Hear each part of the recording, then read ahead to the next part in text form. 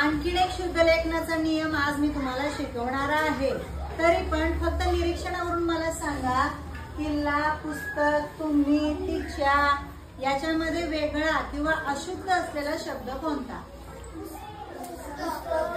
कोणता?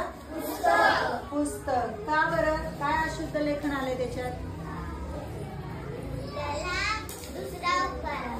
दुसरा उकार आलाय। कोणता पाहिजे होता? पहिला पाहिजे होता, म्हणजेच ह्रस्व। कोणता पाहिजे होता? ह्रस्व।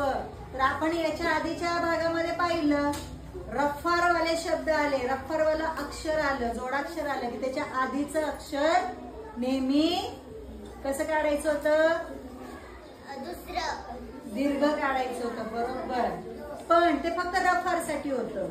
आत्ताचा नियम काय आहे बघा, ज्या शब्दामध्ये जोडाक्षर येतं, मी, च्या, स्त, ला, त्याच्या आधीचं अक्षर नेहमी ह्रस्व काढायचं। कसं काढायचं?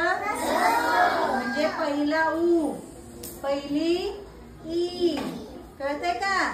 पहिला उ आणि पहिली ई। बघा, किल्ला पहिला आहे का?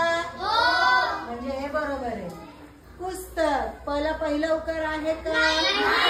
नाही, म्हणजे हे चुकीचे। तुम्ही पहिला उकार आलाय जोडाक्षराच्या आधी, इथं च्या आधी बघा आलाय, म्हणजे हे पण बरोबर आहे। मग कोणता वेगळा आहे? हे आहे तुमचं